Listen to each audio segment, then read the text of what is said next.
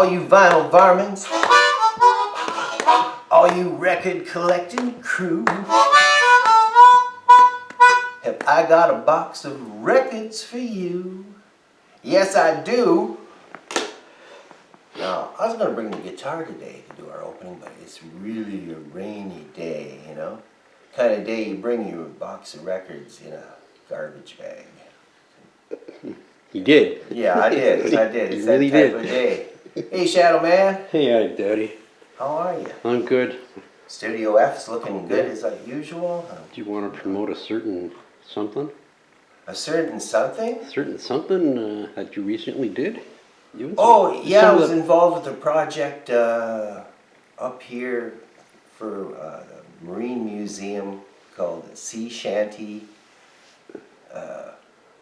They had people doing, local musicians doing sea shanty. Now, I would call ours more of a lake adventure than a classic sea shanty. But anyway, if you wanted to check it out, it's at the Marine Heritage Museum, Port Colborne, Ontario. Port Colborne Marine and Heritage Museum. We'll get you Heritage there. Museum. 6 entries. They all deserve to be checked out because they're all winners. Oh, okay. But yeah, that's that. That's nice of you to mention. I forgot about that. As soon as I found out, I was on the internet telling her. It was cool. It's nice to, you know, challenge of writing something, challenge of rhyming. I always enjoy. But this is Attic Daddy. This is Box of Records, and this is show number 26. And today's show is about revitalized careers. And today's show is called Charlie, Link, and Wanda. Now, this is Charlie Feathers, Link Ray, and Wanda Jackson. Now, the reason I'm doing it this week is last week's show, we featured the Cramps, the Gun Club, and Panther Burns. Now, because of these bands, especially Panther Burns and the Cramps, they revitalized some careers of some original 50s people that had successful careers, but had kind of disappeared from the mainstream. And these people really highlighted a new era for them, and surprisingly, like basically through the punk audience and the psychobilly audience. So, pardon me for walking right across this marvelous. Gotta have my coffee. Okay, yeah. So that's today's show. We're going to feature some of these people that are of interest, and we're going to start out with Charlie Feathers. This is the stuff here that he's quite known for, that was on King Records. He had Tongue-Tied Jill and I Can't Hardly Stand It and all this very wild rockabilly stuff. Now, if you're into rockabilly, you know the big names, of course, Elvis, Carl Perkins, Jerry Lee, Johnny Cash, you know, the whole $1 Million Quartet, and Gene Vincent. But once you start digging to some other levels of people that didn't have the commercial success as much, you get into, Charlie Feathers is in the top tier of the real cult rockabilly people that should be heard. Now, he wrote I Forgot to Remember to Forget Her, which was on one of the first Sun singles of Elvis. So I think he always had a little bit of bread from that song that was recorded.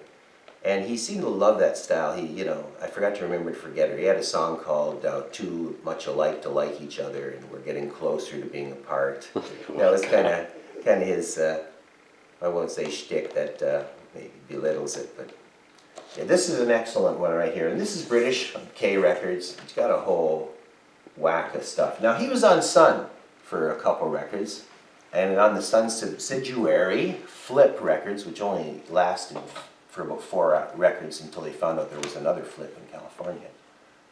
But Defrost Your Heart and I've Been Deceived are the 45s he put out on Sun. Real country, but he wanted to do more rockabilly, and Sam Phillips wasn't moving fast enough for him because he had Elvis and everybody to contend with.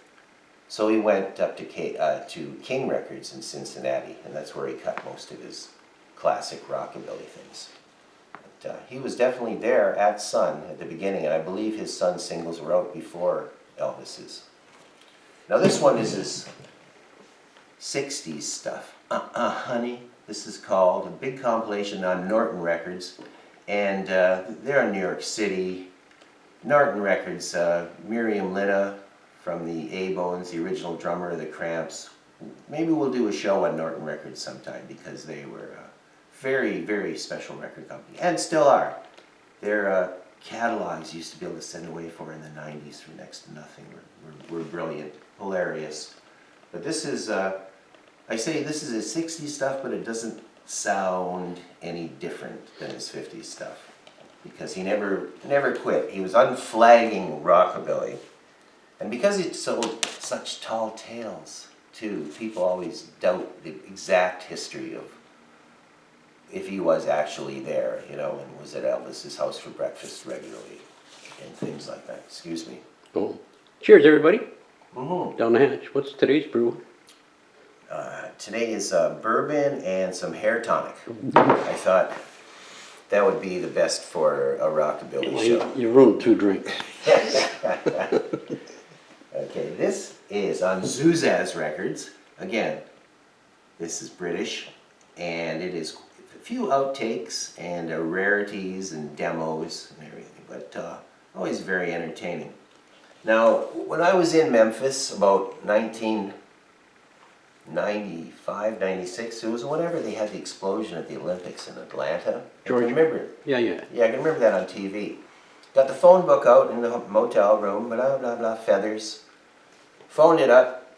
I say, hi, is this Charlie Feathers? And he goes, oh no, this is his son. And I went, oh, Bubba? Because Bubba was the guitar player by that point in his band. He goes, oh, no, but I'll give you Dad's number. We told him we were down from Canada. Sure enough, I got Mrs. Feathers on the phone. She goes, oh, Charlie, you want to talk to you? And yeah, I had a gab with him for about 15 minutes. And they just had a big plane wreck somewhere. He said he wasn't going to travel to Europe anymore, because he was in demand in London and France and everything. So this album here was a later one he did. Right. Later one he did in the 90s. And the cover photograph was taken by Tav Falco of Panther Burns, so he had a lot to do with revitalizing Charlie's career. And yeah, this is very good. It's got a lot of the Sun guys on it, Roland James, and some of the original people that played with Jerry Lee and everything. Very far out. And that is Charlie Feathers. And may I urge you, if you haven't explored Charlie Feathers, that it's amazing. Anybody I've ever turned them on to it, they always say, how come this guy wasn't really big? And the Cramps did I Can't Hardly Stand It. Great version of his. Okay, we're going to go to Wanda Jackson now. Okay. Look at This is a compilation. This is another, again, British compilation. And excuse me for a second. On Charlie Records. And they did a lot of great comps. That's gatefold, Oh, isn't it? gatefold, yes, big gatefold, big double. Now she had a country career and then quite a solid rock and roll career. Good guitar player, wrote a lot of her own numbers and everything. I've had the pleasure of meeting Wanda 3 times. Once at the Horseshoe, once at the Harborfront Rockabilly Festival, and then down in New Orleans at the Ponderosa Stomp. But she's all of 5 feet tall. Oh yeah, she's very, very small, very powerful voice. What would be her most known song? Well, in the country world, she had a song called "Right or Wrong," which was probably his biggest thing. But in rock, she had a song called "Fujiyama Mama." Yeah. She had one called "Funnel of Love," which she did later with the Cramps. As I say, her audience went from like being, you know, on the whole hee-haw circuit and everything, and then right to playing, like, every time that I saw her, the audience was mainly, I would say, kind of a psychobilly punk rocker type thing. A lot of walkers, gray hair. Maybe now. I mean, when we were seeing her, she was in her 70s, so. Good Lord. Okay, this is an original. Okay. And this is one of her, yes, that features when she went into the rock and roll world. Went out with Elvis Presley, so that could have been certainly an influence too. She taught her how to growl. Oh, she can growl. Yeah, she can. Yeah, and she is rocking. fortunate to find this. That's cool. Who people owned these albums back then? I always wonder about. By the time they end up with us, you say, "Wow, who was cool enough to have that back then?" And how come this thing looks like it's never been played? And this here is on Capitol. Yeah. There's a party going There's a on. party going on, which Elvis cut too. There's quite a bit of vintage film of hers, Town Hall Party, and a lot of stuff on YouTube. Okay. This is Right or Wrong. This is more of like a, well, I'd never call it straight country because her voice was so outstanding. There's nothing wrong with calling something straight country either, I guess, if that's what it is. I'd say her voice was similar to maybe Brenda Lee. Yes, like that, really phenomenal. Just seemed like the southern part of the United States is the only area that really produced that those type of pipes. And yet some more. That's right, another. Oops. Wanda. Yeah. Electronically enhanced for stereo effect. Maybe Hilltop Records. They'd be the ones that would be for sale on hardware stores like Camden. Yeah. Okay. This is Two Sides of Wanda. And then again, this has a country and a rock inside to her. I'm not sure. Maybe the Faye one at the bottom with the flower is country, and the one at the top where she's all heated up and I see Candyman on there. Is that the rubbing same? her face and stuff. Sorry, I was interrupting. No, It's bad I'm not habit. interrupting. Candyman, same one. Same I one. believe, Davis? yeah, the... Candyman. Oh, no, No, no, no. no. It would be the Sacrilegious. Roy Orbison song, Candyman, I thought you meant.